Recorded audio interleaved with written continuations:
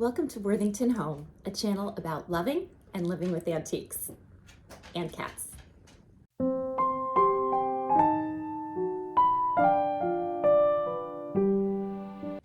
Today we're going to talk about antique Christmas postcards.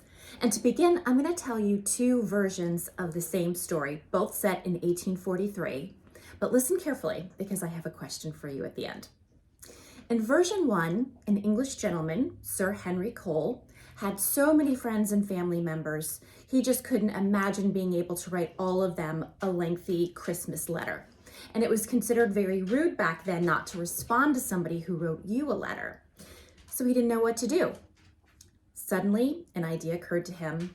He would create a Christmas card, something that said to and from on the front so he could personalize it, would convey a general Christmas message, have an illustration, and all he had to do was put a stamp on it and send it.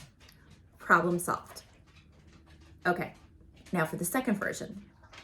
Sir Henry Cole, a civil servant who was working in the records office, which we would know now as the post office, was a bit of a postal reformer and also had his hand in designing stamps.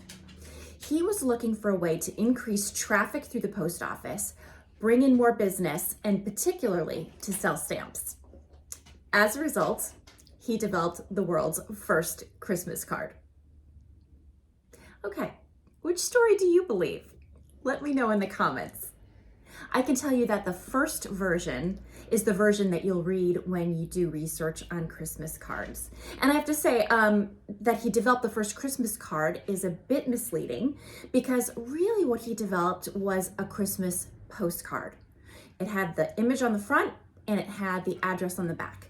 And it looked just like this. And I think I can get you a better shot of this card. Bear with me for one moment. Card right here, and you can see that it's really what we would call a postcard.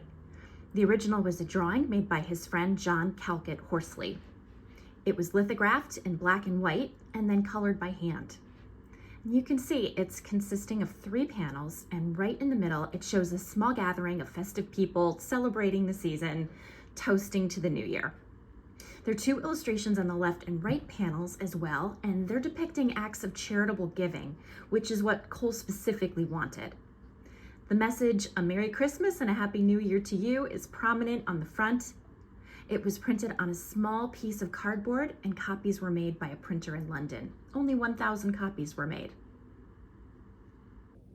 Christmas cards began to appear in the US around the early 1870s, but they were too expensive for most people. They were imported from England and the price was really high. But in 1875, a printer from Boston named Louis Prang had the idea to mass produce them. And then they became much more affordable for everyone, became a very popular way to send season's greetings to friends and family members, and the cards themselves became more artistic and quite collectible. Christmas cards enjoyed a surge in popularity after 1907 when the post office started to allow a divided back. That provided room not just for the address and the stamp, but for a brief Christmas greeting. Here you can see a postcard from 1905. You see the date is right up here. And you'll see it doesn't have a divided back. There's just a space for an address and then the stamp. Here's another one from 1906. You can see the same thing, just an address and a place for the stamp. Later, we get the divided back, and that allows for the message on one side and the address on the other. The golden age of Christmas postcards was between 1907 and 1920. But they began to gradually decline starting around 915 when the Hall brothers introduced a new format for Christmas cards, resembling a small book that was inserted into an envelope, providing more room for a handwritten greeting. A decade later, these brothers formed a company you may have heard of, the Hallmark Company, and their greeting card designs became the modern standard we recognize today. The antiques Christmas cards in my own collection were mostly found for a few dollars each at antique shows, antique stores, used bookstores, and flea markets. I also have a collection of postcards celebrating other holidays, Easter, St. Patrick's Day, Valentine's Day, and other occasions as well, such as birthdays and anniversaries. I guess I could be considered something of a deltiologist, which is a person who collects postcards as a hobby. The value of Christmas postcards depends on several factors, including the design. Christmas postcards featuring Santa Claus or St. Nicholas are particularly desirable, especially if they vary from the traditional red attire. Condition and color are also important in determining value. Be cautioned, there are plenty of reproductions on the market, including some made by Hallmark, so be sure to check out the back of the postcard for clues about its age and origin. Personally, I prefer postcards that were actually written on and mailed to a recipient. It feels more interesting and personal, and it also provides the postmark date to verify its age. I like looking at the different stamps as well. And as an aside, stamps are a whole other category of collectible that I'm not going to go into here, but some people collect postcards just for the stamps. I thought you might be interested to hear one of the messages written on the back of a postcard.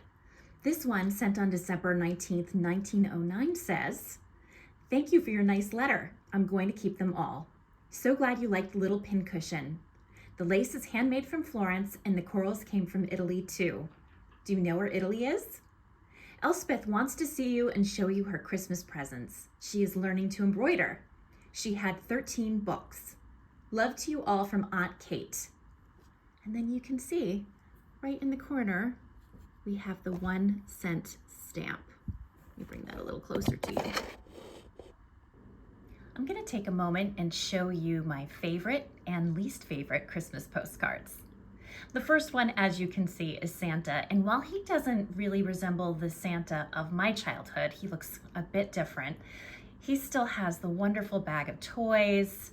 He's got the smile. He's coming down the chimney.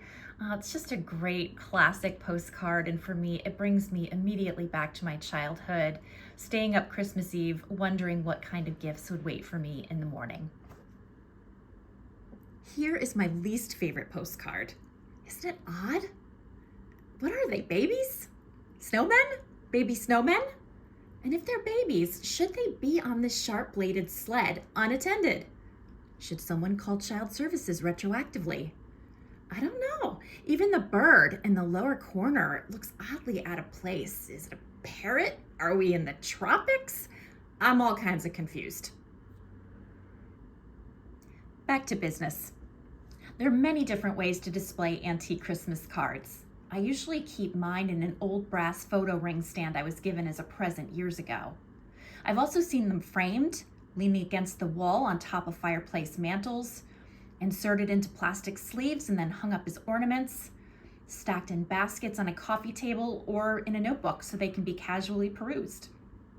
It's a good rule of thumb to keep them in plastic sleeves to preserve them, and do as I say and not as I do here. I'm not very good about that. But like all old paper items, also known as ephemera, they're prone to tearing, folding, and bending.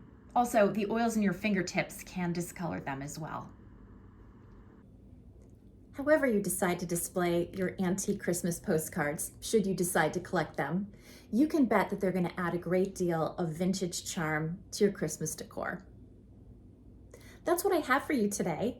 Thank you so much for joining me. If you liked this video, please hit like and subscribe. It really helps my channel grow. Until next time.